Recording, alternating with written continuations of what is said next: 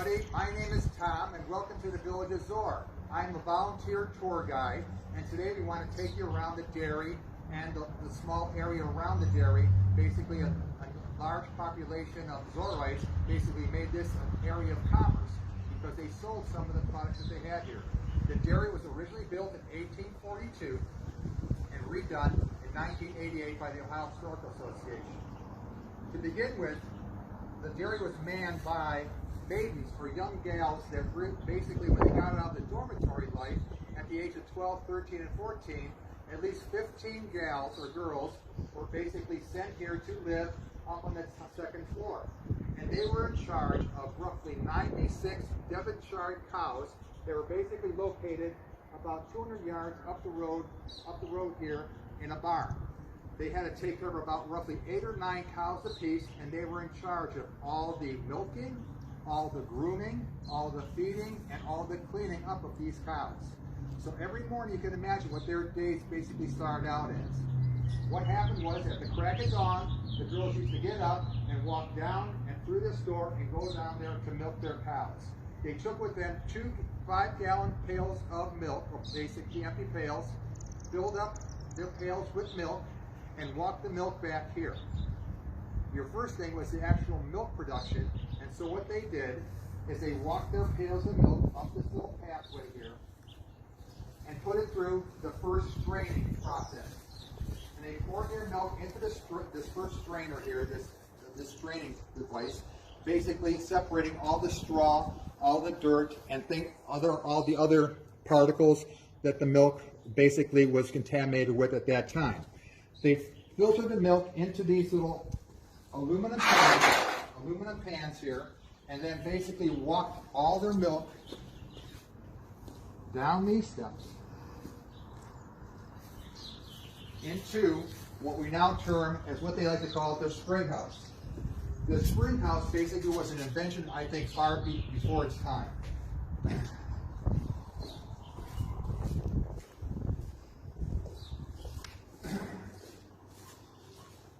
The young ladies brought all their milk in here, okay, in those pans, and then they poured them into these basically tins. They poured some milk into pottery jars where the cream would rise to the top, and they poured the rest of the milk into these metal containers here, these buckets and containers here. These buckets were each labeled or done by the tin shop with a sort of hieroglyphic on it, which basically identified that the house where the people lived. There was a natural spring out there in the front of the yard, and they actually hooked up a irrigation system where the spring water flowed through here, came down these chutes, and circulated around here, keeping their milk product nice and cool and cold. At the end of the day, the water would then exit this trough here and go straight out and into the lawn again. And every day they would just run circulating water here to keep the water circulating. Every day, about 3 o'clock or 4 o'clock in the afternoon, everybody from the village would come to the doorway and basically tell 1 or 2 of the gals that work back here and says, I live in house number 24, number 2, number 6. And the ladies knew exactly what bucket to get them because they would just scratch the top and there was their bucket number and they would hand them their milk supply for the day. Very cool. They kept this room in the summertime and the wintertime. This temperature in this room is about 50 degrees. Okay, so that's basically how they did things. Now we have to make butter. We have to make cheese. But what was happening here was sometimes the cows had to be milked more than once a day. Sometimes there were more than 2 buckets for each gal to carry from the barn. So they actually had to place a bucket on their head, carry 2 more buckets with a yoke or in their hands, and kind of casually trying to walk back and forth to the dairy. So when they had excess milk, that's where you got your extra butter and you got your extra cheese.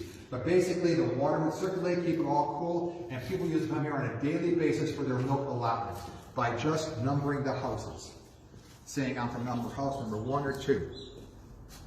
One thing that Zoar was noted for was their butter. And they had to make butter. So remember that cream that they put in certain crocks back there in pottery, the cream used to rise to the top, and they used that type of cream to make their butter.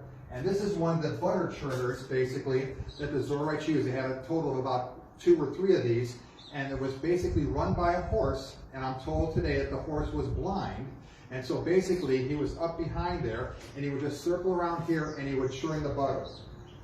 The gals who ran the butter thing would look in this little hole here, or this little plastic tube, and see if the butter was churned, okay? This butter, basically the Zoarites use for their hotel.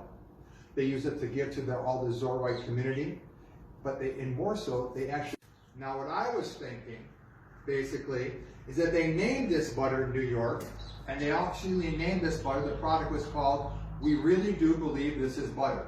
Not to be confused with the product that came out 200 years later, "I Can't Believe This Is Not Butter." This magazine, which is about a quarter of a mile up the street, and they left it there. And again, people used to come there on a weekly basis, and they pick up their butter allotment, their coffee, their flour, etc. So their butter was then shipped over to the magazine area. Now, once a month, okay, they decided to make cheese, and Germans were known for their cheese. So again, the maidens here, the milk maidens, were responsible for this whole area here, and it was just the girls. Needless to say, the fellas, when they graduated from the dormitories, they went to go work in the garden because they thought that the garden was more heavier work. In my opinion, as a Zoar volunteer tour guide, I feel that the ladies here worked twice as hard as the gentlemen. And I don't want to get in trouble for that, but they worked twice as hard. Once a month, they would come in here and make cheese.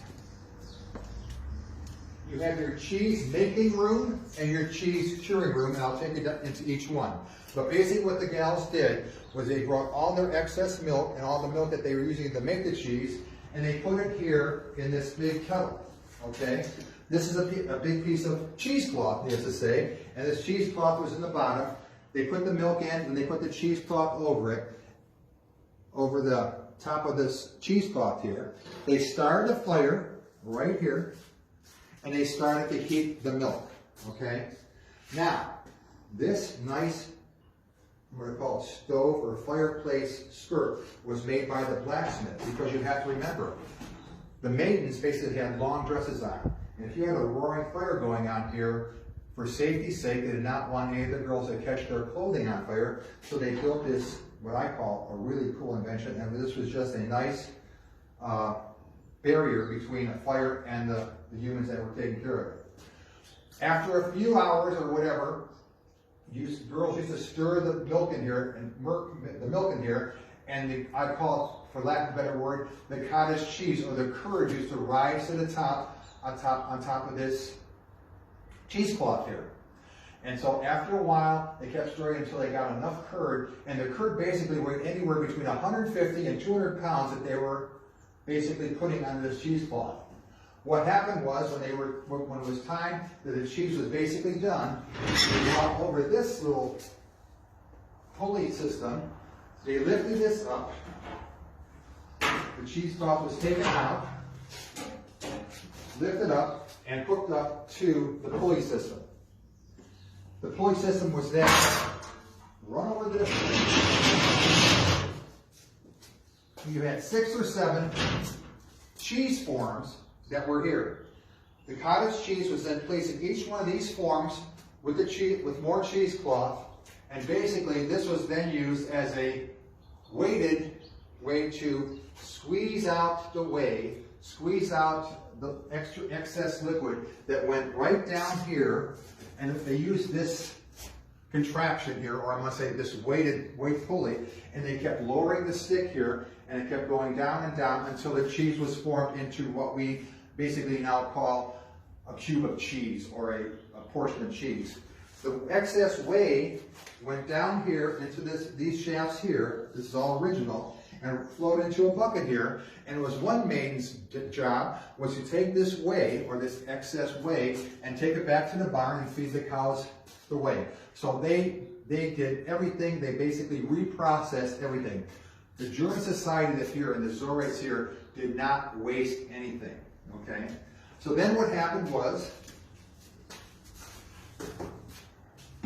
when this was done, they would take this here, and they would put them in here, cover with water, cover with brine, and added salt to it until it cured. usually about 2 to 3 weeks as this was curing, okay? After they were done with that, they then took their completed cheese,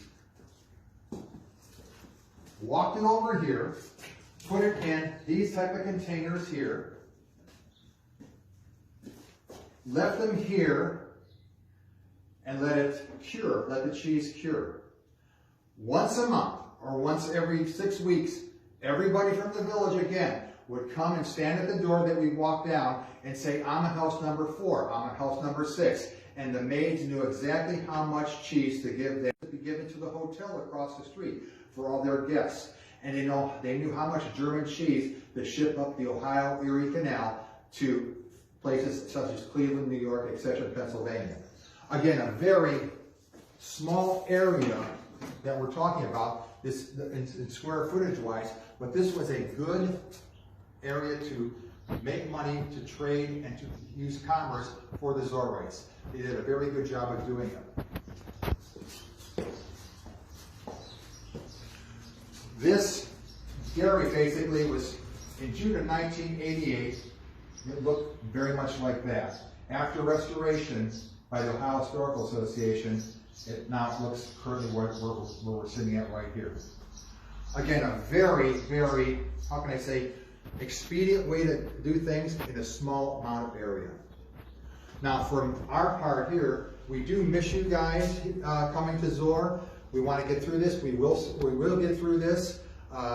We want you to come and visit us because there are so many buildings in this town here, and each building has a tour guide or a local expert that can actually show you and take you through what you'll learn in number 1 house, the dairy, the bakery, the garden. Please come and take a walk around the place. We will get through this together, and we hope to see you soon.